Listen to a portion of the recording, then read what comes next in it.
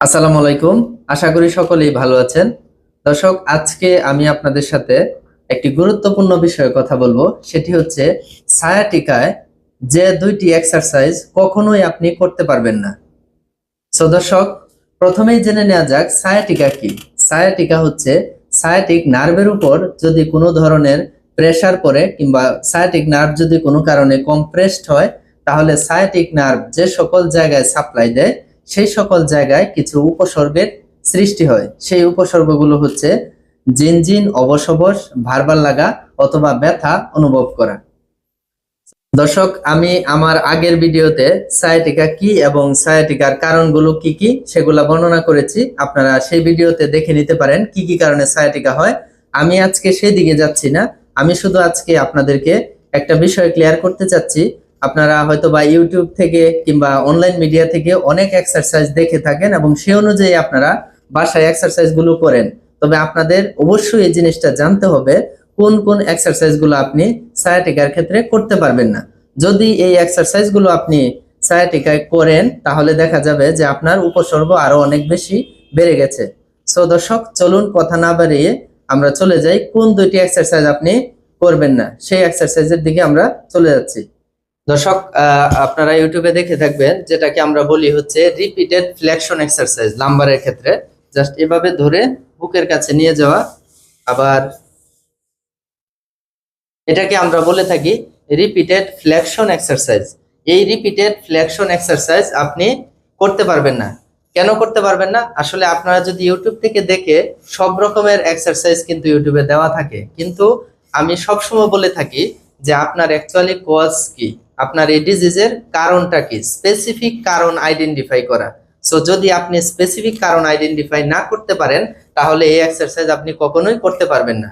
Disk প্রলাপসের কারণে যদি আপনার সায়াটিকা হয় তাহলে কি হয়? ডিস্ক প্রলাপসে আপনার ডিস্কটা পিছনের দিকে বের হয়ে যায়।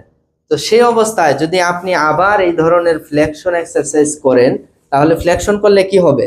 এখানে পিছনে আরো বেশি ওপেনিং হয়ে যাবে। ওপেনিং হলে কি হবে? ডিস্কটা আরো অনেক বেশি বের হয়ে যাবে। তো যদি আপনার ডিস্ক পিছনের দিকে আরো বেশি বের হয়ে যায় তাহলে আপনার উপসর্গ আরো অনেক বেশি বেড়ে যাবে। সো যার জন্য আপনি এই এক্সারসাইজ করতে পারবেন না। 2 নাম্বার যে এক্সারসাইজ, যদি আপনার ডায়াগনোসিস স্পেসিফিক না হয়, কি কারণে আপনার সায়াটিকা হয়েছে সেটা যদি আপনি কনফার্ম না হয়ে থাকেন তাহলে আপনি এই এক্সারসাইজটিও করতে পারবেন না, যেটাকে আমরা বলি হচ্ছে এক্সটেনশন। এটা রিপিটেড এক্সটেনশন, রাইট? সেই রিপিটেড এক্সটেনশন আপনি করতে পারবেন না। কারণ কি? যদি আপনার লিস্থেসিসের কারণে সায়াটিকা হয়ে থাকে। লিস্থেসিস বলতে কি, আমি আমার আগের ভিডিওতে বলেছি যে লিস্থেসিস কি কারণে হয়, মানে হচ্ছে যে একটি ভার্টিব্রা থেকে আরেকটা ভার্টিব্রা যদি ডিসপ্লেস হয়ে যায়, যদি সরে যায়, সাধারণত 95% ক্ষেত্রে অ্যান্টেরিয়র লিস্থেসিস হয়। মানে একটা ভার্টিব্রা থেকে আরেকটা ভার্টিব্রা সামনের দিকে যদি সরে যায়, স্লিপ করে সামনের দিকে যদি স্লিপ হয়, তাহলে আপনি এই এক্সারসাইজ করতে পারবেন না। কেন পারবেন না? অলরেডি সে সামনের দিকে স্লিপ অবস্থায় আছে। তো আপনি যখন এরকম এক্সটেনশনটা করবেন তখন কি হবে? ওইটা আরো অনেক বেশি সামনে চলে যাবে, তখন কি লিস্থেসিস আরো বেশি বেড়ে যাবে। সো যার জন্য আমি বলেছি যে এই দুইটা এক্সারসাইজ আপনার যদি স্পেসিফিক ডায়াগনোসিস না থাকে তাহলে আপনি এই দুইটা এক্সারসাইজ অবশ্যই অ্যাভয়েড করবেন।